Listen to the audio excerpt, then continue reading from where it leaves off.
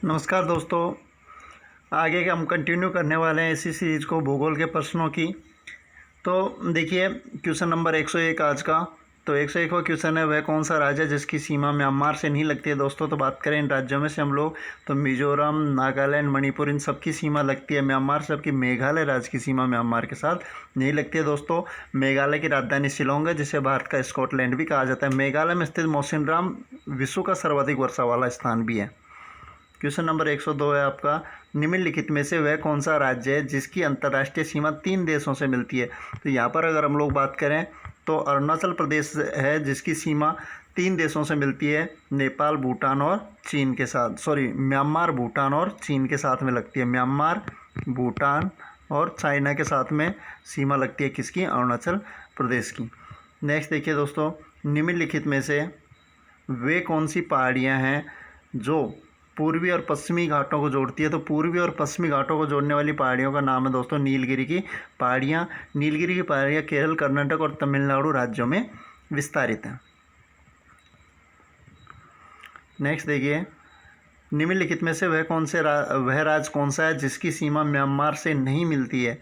तो दोस्तों ये जो दिए हुए राज्य में मिजोरम, नागालैंड, मणिपुर, इनकी सीमा म्यांमार से लगती है, जबकि असम की सीमा म्यांमार से नहीं लगती है। असम राज्य की राजधानी दिसपुर है। और बात करें असम के अंदर तो काजीरंगा, और जो कि एक सींग के गैंडे के लिए प्रसिद्ध अभ्यारण्य है, राष्ट्रीय उद्यान, और एक मानस राष्ट्रीय उद्यान यहाँ पर स्थित है। नेक्स्ट क्वेश्चन देखिए, निम्नलिखित में से वह लाइन कौन सी है जो भारत की अंतर्राष्ट्रीय सीमा को किसी भी भाग को सीमांकित नहीं करती है। तो ये कुछ लाइनें दी हुई हैं, इनमें से हम लोग बात करें तो कौन सी अंतर्राष्ट्रीय सीमा का निर्धारण नहीं करती। रेड क्लिफ लाइन, ये तो भारत पाकिस्तान को करती है। मैकमोहन, भारत चीन को करती है। सर्करिक लाइन दोस्तों ये किसी को साथ निर्धारण करती है, तो आपका सही आंसर हो जाएगा सर्करिक। जबकि डूरंड भारत और अफगानिस्तान को करती है। निम्नलिखित में से कौन सा भारत का सबसे ऊंचा पर्वत शिखर है। दोस्तों यहाँ पर हम लोग बात करें तो भारत का सबसे ऊंचा पर्वत शिखर है गॉडविन ऑस्टिन, इसको K2 भी कहा जाता है। इसकी ऊंचाई 8611 मीटर है।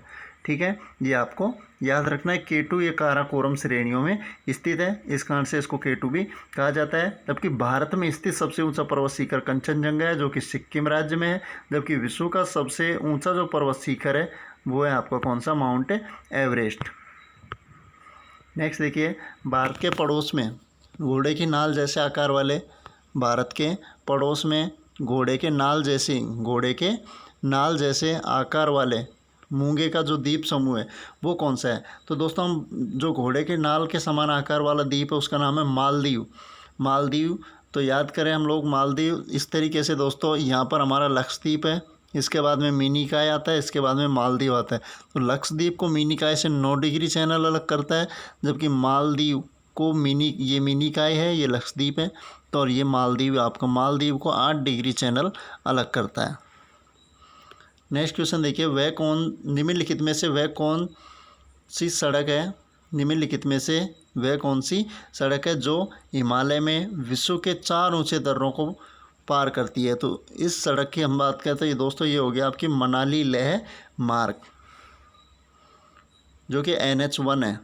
नेक्स्ट देखिए क्वेश्चन नंबर 109, निम्नलिखित में से वह राज्य कौन सा है जिसकी सीमा म्यांमार से नहीं लगती है। तो दोस्तों इनमें से हम लोग बात करें यहाँ पर मणिपुर, मिजोरम, अरुणाचल की लगती है, जबकि असम की सीमा म्यांमार से नहीं लगती है।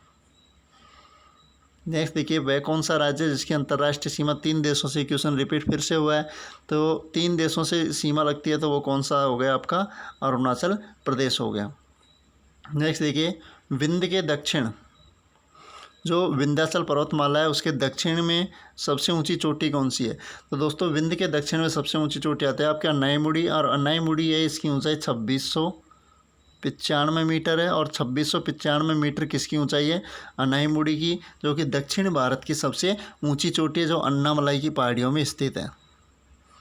नेक्स्ट देखिए, निम्नलिखित में से कौन सा स्थान तोरा बोरा के सबसे निकट स्थित है। दोस्तों तोरा बोरा के जो सबसे निकट स्थान की बात करें तो तोरा बोरा अफगानिस्तान में, इसके सबसे निकट आता है जलालाबाद। कौन सा आएगा? जलालाबाद।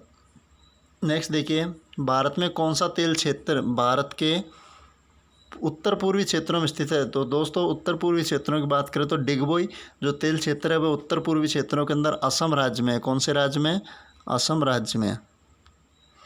नेक्स्ट देखिए, प्राकृतिक मार्ग उपलब्ध कराने वाले पर्वत के प्राकृतिक मार्ग उपलब्ध करवाने वाले पर्वत के किसी अंतराल गैप को निम्नलिखित में से कहा जाता है। तो दोस्तों इसको कहा जाता है क्या? दर्रा कहा जाता है।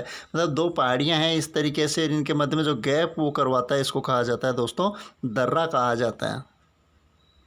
आगे बात करें, उत्तर प्रदेश के किस जिले की सीमा अंतर्राष्ट्रीय सीमा से लगती है? तो दोस्तों हम लोग बात करें बहराइच जो ज़िला है, इसकी सीमा अंतर्राष्ट्रीय सीमा से लगती है, जो कि किसके साथ? नेपाल के साथ में। किसके साथ में?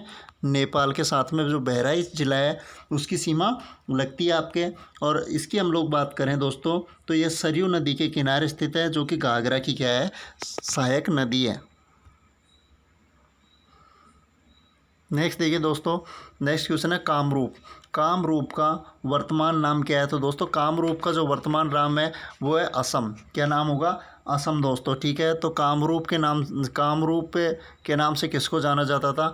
असम को जाना जाता था। ये भी आपको याद रखना है दोस्तों।